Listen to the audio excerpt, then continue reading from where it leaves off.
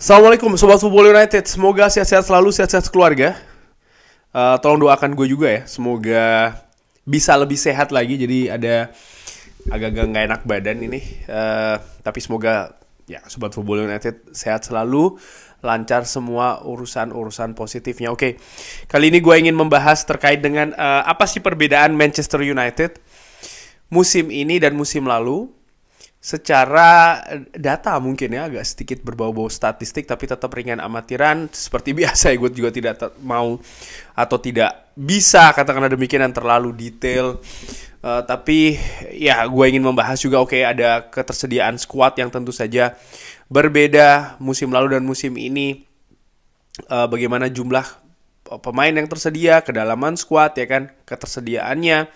Lalu ada formasi juga yang berbeda yang berusaha ingin diterapkan oleh Erik ten Hag dari 4-2-3-1 menjadi 4-1-2-3 yang masih belum bisa secara maksimal. Ada juga perubahan anggota squad dari Manchester United. Ada banyak hal, perubahan kapten juga kan. Itu merupakan hal-hal yang berbeda antara musim lalu dan musim saat ini. Di mana saat ini Manchester United sangat berjuang yang dalam situasi sulit lah ya, sudah tersingkir di Champions League, tersingkir di Carabao, musim lalu menjadi juara ya kan di Carabao, Piala FA belum mulai, di Liga juga masih kesulitan, bahkan gapnya ini cukup lumayan dengan zona Eropa. Situasinya tidak seenak musim lalu katakanlah demikian. Dan gue ambil dari data mb.football, ini merupakan perbandingan antara Manchester United musim lalu dan musim saat ini sampai dengan video ini gue bikin ya. Bahwasannya ini ada beberapa atribut yang dinilai di sana. Ada goal, ada fisik, ada pressing, ada defending, ada counter, ada possession, dan juga ada attacking. Yang berwarna biru itu adalah musim lalu dan yang warna merah ini adalah musim saat ini, dan gue lingkarin di situ ya. Yang merupakan perbedaan yang cukup besar antara musim lalu dan musim saat ini adalah dari sisi defending, dari sisi fisik itu sangat besar sekali perbedaannya dari sisi bertahan dan juga dari sisi fisik. Lalu bagaimana dari sisi pressing, dari sisi goal dan juga dari sisi counter, ini juga berbeda. Musim lalu masih lebih bagus daripada musim ini. Tapi ada satu hal di mana musim ini lebih bagus daripada musim lalu, yaitu adalah possession. Sementara attacking ini secara rata-rata hampir sama. Dah. Dari sini gue ingin membahas sedikit ya. Mungkin ini perbedaan yang ingin dilakukan oleh Erik ten Hag. Musim lalu Manchester United lebih banyak melakukan transisi dalam mendapatkan hasil yang maksimal. Sementara Manchester United sendiri, Erik ten Hag katakan ingin dibangun selain tim yang memiliki transisi terbaik di dunia, tapi juga tim yang bisa mendominasi pertandingan. Gua ingat betul ketika Manchester United menang menghadapi Manchester City musim lalu, ketika menang menghadapi Liverpool, ketika menang menghadapi Arsenal. Banyak proses gol, proses peluang, bahkan juga momentum yang berasal dari counter atau transisi dari posisi bertahan ke menyerang. Sementara lawan, mereka inilah yang lebih banyak menguasai possession. Erik ten Hag menurut gue ya, tujuannya tuh adalah menduplikasi atau bahkan dengan lebih baik lagi seperti apa yang dilakukan oleh tim-tim tersebut, Arsenal, Liverpool maupun Manchester City. Jadi lebih dominan, lebih menguasai. Dengan cara apa? Memegang lebih banyak possession, dan tentu saja possession dengan tujuan, ya kan? Nah, dan ini terlihat memang possession lebih bagus daripada musim lalu. Hanya saja faktor-faktor lain yang musim lalu Manchester United lebih bagus, musim ini ternyata jeblok. Dari sisi bertahan, dari sisi fisik, di mana memang terlihat ya Manchester United sangat mudah kebobolan musim ini, berujung dengan banyaknya kekalahan yang diderita. Fisik pun juga ini berpengaruh ke konsentrasi, banyaknya kesalahan yang dilakukan. Ini memang lebih baik musim lalu daripada musim ini. Dan yang inilah dua faktor ini yang menurut gue harus dikejar. Sayangnya, asumsi gue dari banyak hal yang gue ikuti di sepak bola, memperbaiki situasi fisik dalam musim kompetisi yang sedang berjalan ini sangat-sangat sulit. Sehingga tantangannya sangat besar sekali ya. Ditambah lagi juga ketersediaan squad di Manchester United sendiri pun juga eh apa tipis, dangkal ya. Nah, ada beberapa pemain yang juga memiliki performa yang berbeda musim lalu dan musim ini yang ingin gue sajikan juga datanya nih, masih sama dari data mb.football.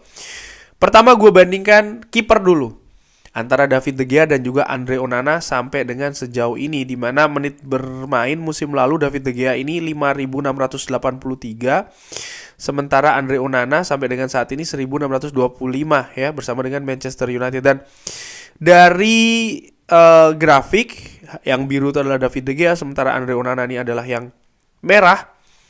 Bisa dilihat sisi aerial dari Andre Onana ini jauh lebih baik daripada David De Gea. Lalu sisi exit line, keluar dari line, itu juga lebih tinggi. Defensive action juga lebih tinggi. Shot stopping, menghentikan shot, itu ternyata Andre Onana juga lebih baik daripada David De Gea. Dan juga passing, ini lebih bagus Andre Onana dibanding dengan David De Gea. Sementara short passing ini hampir-hampir sama antara David De Gea dan juga Andre Onana. Dan long passing, akurasinya ternyata David De Gea justru lebih bagus daripada Andre Onana sampai dengan sejauh ini, menurut gue merupakan hal yang menarik. Tapi secara keseluruhan memang ada banyak atribut di mana Andre Onana ini lebih baik daripada David De Gea. Walaupun yes, gue tahu Andre Onana di musim pertamanya ini juga banyak membuat blunder, kesalahan individu. Tapi kalau kita tarik di beberapa musim belakangan, David De Gea pun juga tidak jarang loh melakukan kesalahan yang sama. Artinya apa? Perbaikan ini masih membutuhkan waktu dan juga proses di sektor penjaga gawang. Ini lagi pemain yang gue bandingkan, pemain kunci dari Manchester United. Casemiro gue bandingkan musim lalu dan musim saat ini. Musim saat ini garisnya merah, musim lalu biru, bisa dilihat ya.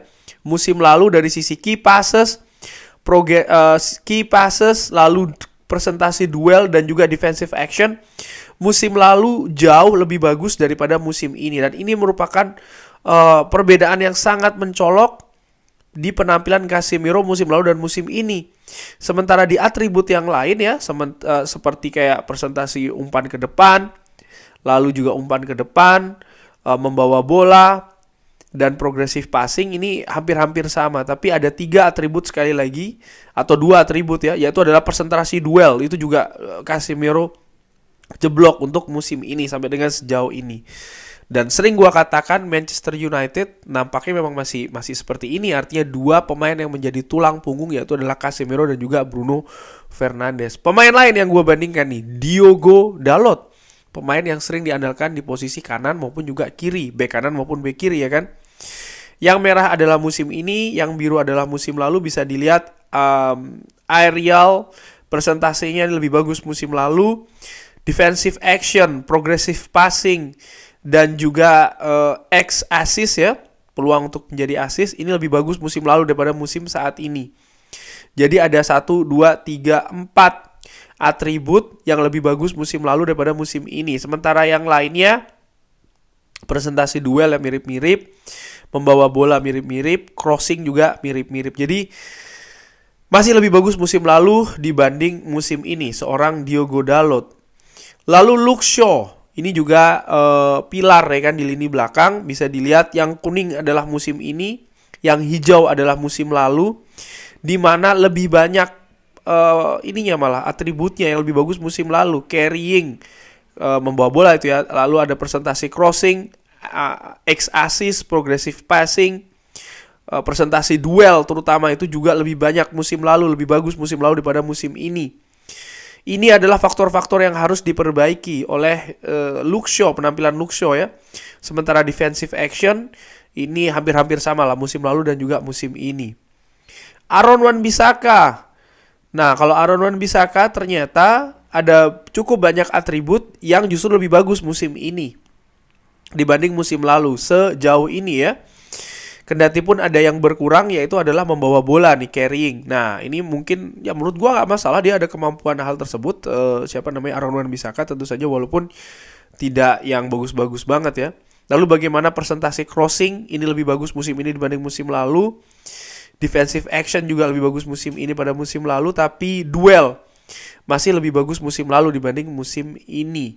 Progressive passing juga lebih bagus musim ini daripada musim lalu. Jadi Aaron Wan-Bissaka lebih bagus lah secara keseluruhan ya musim ini sejauh ini dibanding musim lalu.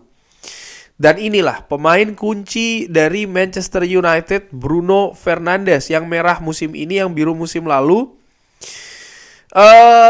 Ya, dari sisi key passes, progressive passing, ini merupakan atribut utama dari Bruno Fernandes, mirip-mirip ya. Lalu juga persentase umpan ke depan itu juga mirip-mirip, banyak jumlah umpan ke depan juga mirip-mirip.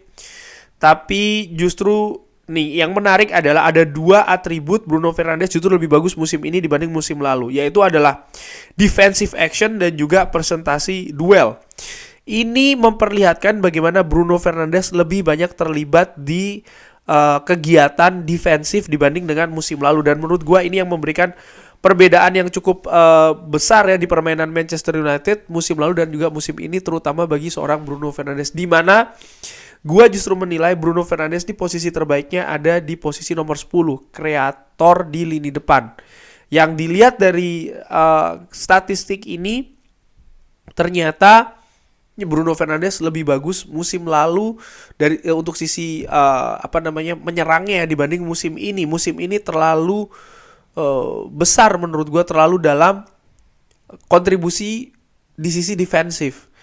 Nah, ini menurut gue salah satu perbedaan besar. Dan ya, carrying artinya membawa bola juga lebih bagus musim lalu daripada musim ini, karena ya lagi-lagi Bruno Fernandes lebih banyak bobot konsentrasi defensifnya dibanding dengan menyerangnya. Ini menurut gue yang harus diperbaiki di sistem permainan. Dan satu lagi sebelum gue akhiri ya, Marcus Rashford. Yang hijau adalah musim ini, yang biru adalah musim lalu. Ya, musim ini yang lebih bagus ada di offensive action, key passes, dan juga dribbling. Tapi musim lalu dia lebih banyak XG, assist, dan juga NPG. NPG itu adalah non-penalty goals. Ya, Marcus Rashford lebih banyak mencetak gol musim lalu, dan banyak juga gol yang memang diciptakan bukan dari penalti. Dan musim ini ya, beda sekali menurut gue. Tapi yang menarik adalah bagaimana sisi offensive action, dribbling, lalu juga ya dribbling nih banyak juga yang mempermasalahkan nih kan, bagaimana Marcus Rashford sekali lagi nih sering salah keputusan, egois ya kan, terlalu banyak dribbling. Key passes lebih bagus daripada musim lalu. Tapi XG plus XA ternyata tidak begitu berbeda musim lalu dan musim ini. Hanya saja konversi gol ini yang sangat membedakan antara musim lalu dan musim ini, yang harus diperbaiki oleh oleh Marcus Rashford. Oleh Marcus Rashford. Dan secara keseluruhan ya, balik lagi ke grafik awal ya, Manchester United musim lalu dan juga musim ini sampai dengan sejauh ini, defending dan juga dari sisi fisik ini yang harus diperbaiki oleh tim kepelatihan Manchester United. Kurang lebih demikian. Bagaimana menurut Sobat Football United? Ada pendapat lain bisa drop di kolom komen. Terima kasih sudah menyaksikan. Jangan lupa like, subscribe. Wassalamualaikum warahmatullahi wabarakatuh.